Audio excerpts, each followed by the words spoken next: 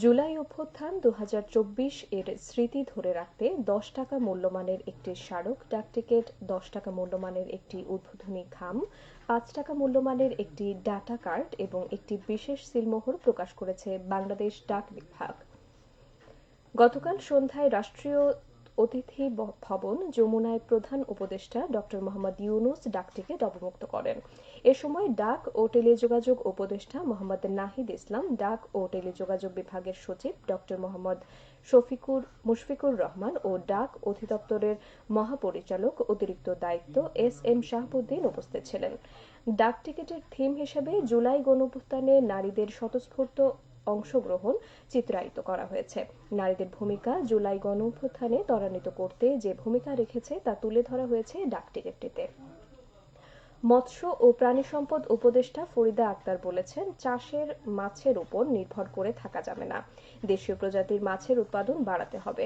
বাইকা বিল সহ দেশের সব মৎস্য অভয়াশ্রম খননের ঘোষণা দিয়ে তিনি বলেন, হাওরে মাছ রক্ষা করতে হলে হাওড়াঞ্চলের ধান সহ অন্যান্য ফসলে কীটনাশক ব্যবহার বন্ধ করতে হবে। তিনি গতকাল দুপুরে মৌলভীবাজার শ্রীমঙ্গল উপজেলার হাইল হাওরে বাইকা বিল ও মৎস্য অভয়াশ্রম পরিদর্শন শেষে সাংবাদিকদের কথা বলেন। সাংবাদিকদের প্রশ্নের জবাবে উপদেষ্টা বলেন, বিভিন্ন সংস্কার শেষে সবার মতামতের ভিত্তিতে আগামী বছরের মাঝামাঝি জাতীয় নির্বাচন দেওয়ার লক্ষ্যে সরকার প্রস্তুতি নিচ্ছে। পরে তিনি হাজীপুর এলাকায় উপকারভোগীদের সঙ্গে মতবিনিময় সভায় প্রধান অতিথি হিসেবে যোগ দেন। এ সময় মৎস্য ও প্রাণী সম্পদ মন্ত্রণালয়ের যুগ্ম সচিব ড. আবু নাঈম মোহাম্মদ, আব্দুস সবুর সহ ঊর্ধ্বতন কর্মকর্তারা উপস্থিত ছিলেন। জুলাই-আগস্ট গণ আন্দোলনকালে ছাত্র জনতার উপর হামলা, হত্যা ও গুলিবর্ষণের ঘটনা, তথ্য প্রমাণ ও ডিজিটাল এভিডেন্স সংগ্রহ করেছে সরকার। এই লক্ষ্যে গত ১ জুলাই থেকে ৫ আগস্ট ২০২৪ পর্যন্ত ব্যক্তিগত মোবাইল ফোন ক্যামেরায় ধারণকৃত স্থিরচিত্র ও ভিডিও ফুটেজ, আন্দোলনের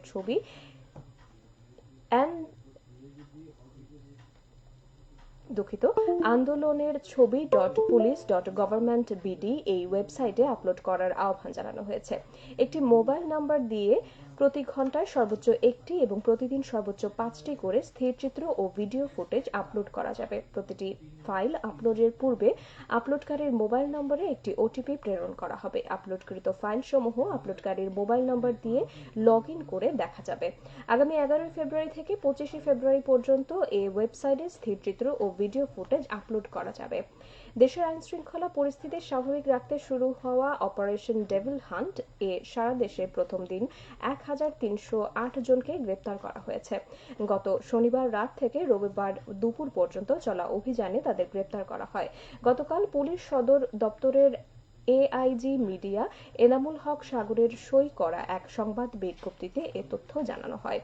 এর আগে সচিবালয়ে অপারেশন ডেভিল হান্ট বিষয়ে স্বরাষ্ট্র সচিব নাসিমুল গনি বলেছেন, দেশ স্থিতিশীল রাখতে সংশ্লিষ্ট সব সংস্থা নির্দেশ দেওয়া হয়েছে। সামনে আরও পদক্ষেপ আসবে বলে জানান তিনি। এছাড়া এসব অপরাধী জামিনে মুক্তি পেয়েছেন তাদের দিকেও নজর রয়েছে সরকারের। আজ বিশ্ব ডাল দিবস। বিভিন্ন কর্মসূচির মাধ্যমে দিবসটি পালিত হচ্ছে। জাতিসংঘের খাদ্য ও কৃষি সংস্থা দ্বারা বিশ্বব্যাপী খাদ্য হিসেবে শুকনো মটরশুঁটি, মসুর, শুকনো মটর, ছোলা, লুপিন অর্থাৎ ডাল জাতীয় খাবারের গুরুত্বের স্বীকৃতি দেওয়ার জন্য দিবসটি পালন করা হয়। ২০১৯ সাল থেকে প্রতিবছর ১০ ফেব্রুয়ারি দিবসটি পালিত হয়ে আসছে। পুলিশ জনতা বিষয়ক মতবিনিময় সভা অনুষ্ঠিত হয়েছে গতকাল সিলেটে। 7 আর্মড পুলিশ ব্যাটালিয়ন প্রাঙ্গণে আয়োজিত সভায় প্রধান অতিথি ছিলেন ডিআইজি এসপিবিএন মোহাম্মদ আলী হোসেন ফরিক। সভায় বক্তারা বলেন, সুন্দর সমাজ ও দেশ গড়তে পুলিশ জনতার সুসম্পর্ক গড়ে তুলতে হবে। ন্যায় বিচার সুশাসন প্রতিষ্ঠার লক্ষ্যে আইনের যথাযথ প্রয়োগ নিশ্চিত করতে হবে। এতে অপরাধের সংখ্যা কম হয়ে যাওয়ার পাশাপাশি সুশৃঙ্খল সমাজ ব্যবস্থা গড়ে তোলা সম্ভব। সভায় বিশেষ অতিথি ছিলেন সিলেট রেঞ্জের ডিআইজি মোহাম্মদ মুশফিকুর রহমান, সিলেট মেট্রোপলিটনের পুলিশ কমিশনার মোহাম্মদ রেজাউল করিম। সভায় পুলিশের ঊর্ধ্বতন কর্মকর্তা সহ জনপ্রতিনিধিরা উপস্থিত ছিলেন। সিলেট ও সুনামগঞ্জ জেলার সীমান্তবর্তী এলাকা থেকে ১,৪৫,০০,০০০ টাকার ভারতীয় চোরাই পণ্য জব্দ করেছে সিলেট ব্যাটালিয়ন ৪৮ বিজিবি।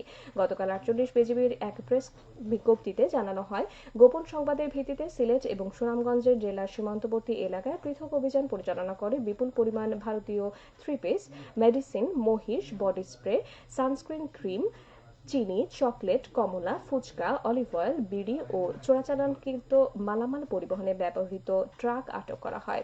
এ সময় সিলেট ব্যাটালিয়নের ৪৮ বিজিবির অধিনায়ক লেফটেন্যান্ট কর্নেল মোহাম্মদ নাজমুল হক বলেন, ঊর্ধ্বতন সদর দপ্তরের নির্দেশনা অনুযায়ী সীমান্তে নিরাপত্তা রক্ষা ও চোরাচালান প্রতিরোধে বিজিবির অভিযানিক কার্যক্রম ও গোয়েন্দা তৎপরতায় সর্বত্রভাবে অব্যাহত রয়েছে। সবশেষে আবহাওয়া। সন্ধ্যা ৬টা পর্যন্ত পূর্বাভাসে বলা হয়েছে, সিলেট সহ পার্শ্ববর্তী এলাকার জন্য আজ কোনো সতর্কবাণী নেই এবং কোনো সংকেতও দেখাতে হবে না। আজ সিলেটে সূর্যোদয় হয়েছে ৬টা ৩০ এবং সূর্য অস্ত যাবে সন্ধ্যা ৫টা ৪৩। সংবাদ শেষ হলো। আমাদের পরবর্তী স্থানীয় সংবাদ প্রচারিত হবে বিকেল ৪টা ৩০। নিশ্চয় যারা না দেখেও আপন প্রভু খোদাকে ভয় করে, তাদের জন্য ক্ষমা ও মহা পুরস্কার রয়েছে।